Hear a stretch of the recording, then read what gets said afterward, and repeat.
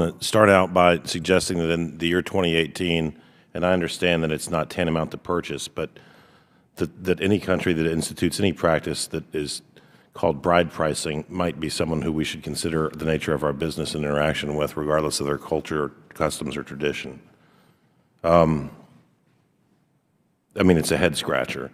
But I could talk about Saudi Arabia and lots of other countries for a long time, and that's not what we're here for. Mr. Rafiq, I kind of gave you short shrift earlier, and I want to give you an opportunity to circle back around. I think my assertion is, however, that in any culture where there's some degree of education and some degree of hope, which is usually provided in conjunction with education, radicalization is less prevalent.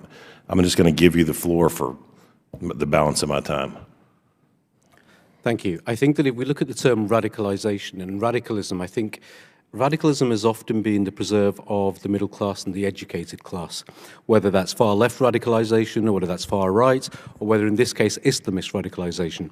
And the problem that we have, I'm totally in favor of fixing grievances. I'm totally in favor of people becoming more educated, because I think that can help civil society as a whole and can be help to build more resilient communities against a whole range of problems. But on its own, if we just focus on the grievance culture, if we just focus on the grievances, if we just focus on the just the education side of it, well, the four of us here probably have our own personal grievances at this very given moment in time. When we go to sleep tonight in our own beds, we'll probably have problems, and my problem to me will be bigger than somebody else's problem, and then tomorrow my problem might be something else, etc. I think that if we just focus on the grievances, we're going to be playing whack-a-mole.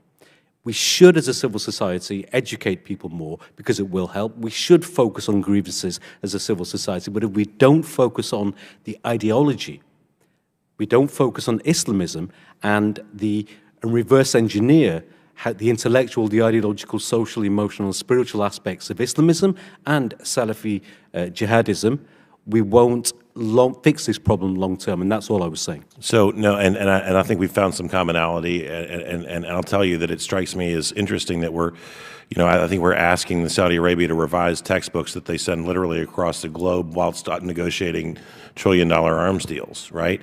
And I have no problem with an ally like the Saudis so long as they behave in a manner consistent behind closed doors as they do publicly, and that's what makes me shake my head. And I understand that there are cultural differences, and I respect them. And I think that we should respect individuals' rights to live as they choose, but in a society wherein individuals don't get to make that choice, I think that the United States foreign policy should be dictated by who we choose to do business with. It's more efficient than trying to figure out who you need to kill before they kill you. So thank you, Mr. Chairman, again for your indulgence, and thanks to the members of the panel.